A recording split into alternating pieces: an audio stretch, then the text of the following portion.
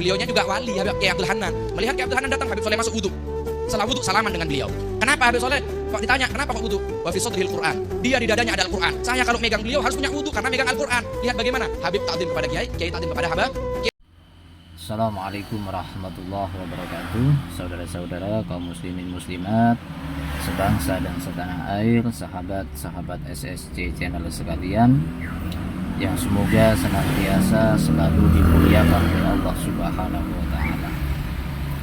Sebuah kemuliaan yang sudah maklum, yang sudah ma'ruf, kita ketahui bersama, itu bisa didapatkan dengan beberapa hal.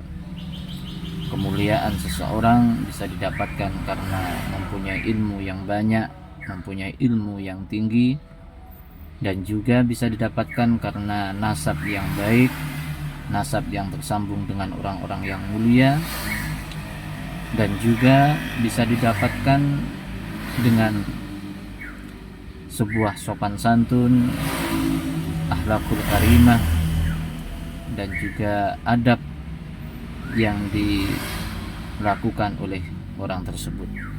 Namun yang paling terpenting dari tiga hal tersebut, dari ilmu atau nasab dan juga akhlak, ialah yang paling dominan untuk mengangkat derajat di mata manusia. Itu adalah akhlak, sebagaimana yang disampaikan oleh Rasulullah SAW, innama bu'istu liutammima makarimal akhlak. Kata Rasulullah, saya diutus untuk menyempurnakan akhlak, baik akhlak secara vertikal kepada Allah Subhanahu wa taala, akhlak dalam ibadah, bagaimana melaksanakan ibadah dengan baik, dengan benar, ataupun akhlak secara horizontal, yaitu hablum minan nas, bagaimana berakhlak dengan sesama manusia, berakhlak dengan makhluk-makhluk Allah. Akhlak inilah yang paling dominan, yang paling akan mengangkat derajat seseorang di mata manusia, di mata masyarakat, di mata umat. Dan inilah yang dilakukan oleh ulama-ulama kita terdahulu, baik itu ulama-ulama Nusantara yang tidak dikenal sebagai zuriyah Nabi, ataupun ulama-ulama Nusantara yang sudah dikenal sebagai zuriyah Nabi atau dari kalangan habaib, sayyid ataupun syarif. Dalam hal ini diceritakan bagaimana ulama-ulama terdahulu memuliakan para habaib, dan juga habaib terdahulu memuliakan para ulama. Dan hal inilah yang berusaha saat ini mau dihilangkan. Ada pihak-pihak yang merasa terganggu bahwasanya Islam kuat di Nusantara ini karena bersatunya ulama dan juga habaib, bersatunya ulama-ulama NU dengan para habaib, yang akhirnya pada akhir-akhir ini hal itulah yang akan dihilangkan dari Nusantara.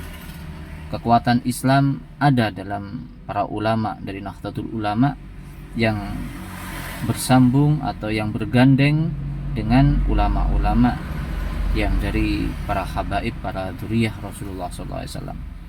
Makanya jangan sampai kita terkecoh, bagaimanapun juga alasan mereka, fitnahan mereka, framing mereka yang memancing, yang memprovokasi umat Islam, memprovokasi warga dan rakyat Indonesia untuk saling membenci, yang ulama untuk membenci habaib, yang habaib untuk membenci ulama, yang warga Nahdien untuk membenci para muhibbin, dan para muhibbin untuk membenci kaum Nahdien. Ini adalah sebuah adu domba yang memang ingin menghilangkan persatuan antara habaib dan juga ulama.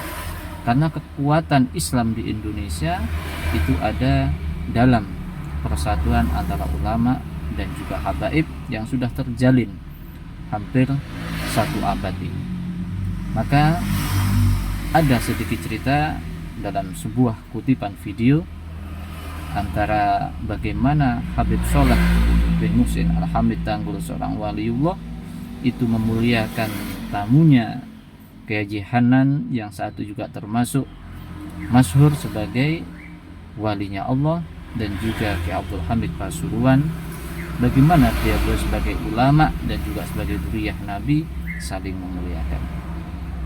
Marilah kita dengar sejenak, kita ikuti sejenak, semoga bermanfaat. Habib Sholeh dengan Kiai Abdul Hanan yang ahlul Quran, bagaimana akhlaknya dan adabnya beliau.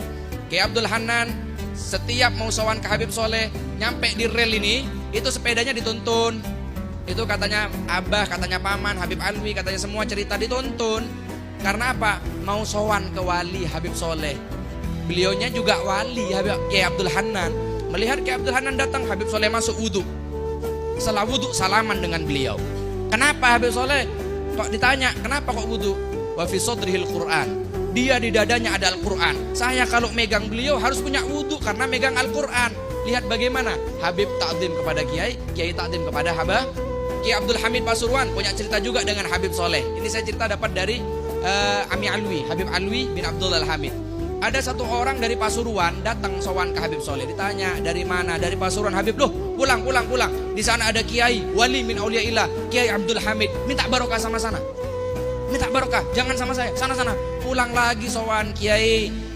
Kula niki diaturi Habib Sholeh. Dikengken sowan teng jenengan.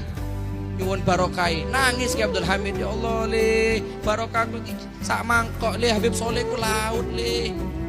Bayangkan, sama Habib Sholeh disuruh pulang karena di Pasuruan ada Kiai. Itu Kiai sudah takdimnya luar biasa. Habib juga takdim kepada Kiai. Makanya bedanya kita dengan ulama dulu kalah keramat gara-gara mereka tawadhu, mereka insaf, mereka sadar diri, mereka saling yu'thiruna ala anfusihim walau kana bihim khasasah. Dimuliakan orang ini sudah ke sana meskipun dia butuh. Jangan salurkan ke sana. Itulah tadi cuplikan kisah tentang bagaimana ulama-ulama kita terdahulu mencontohkan sebuah akhlakul karimah, sebuah sopan santun, sebuah adab baik dari ulama pada habaib dan habaibnya kepada ulama.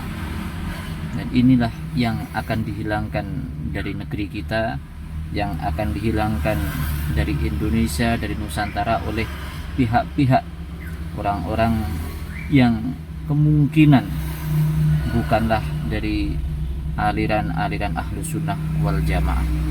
Karena aliran Ahlus Sunnah wal Jamaah mencintai dan menghormati habaib itu adalah wajib, dan juga mencintai menghormati ulama juga wajib. Jadi orang-orang yang tidak bertanggung jawab, yang memang ingin menghancurkan Islam, sekarang inilah yang sangat terlihat. Makanya warga Nahdliyin, umat Islam secara umum, mari kita tetap berpegang teguh pada salaf kita, pada ulama-ulama terdahulu kita, seperti Kiai Abdul Hamid Pasuruan, Kiai Wahab Hasbullah, Kiai Hasim As'ari, dan semua ulama-ulama Nahdlatul Ulama. InsyaAllah saling menjunjung tinggi akhlakul karimah, menghormati para habaib, mencintai para habaib, dan sama sekali tidak meragukan nasab habaib. Semoga kisah ini dan juga pemaparan ini bermanfaat bagi kita semua. Wassalamualaikum warahmatullahi wabarakatuh.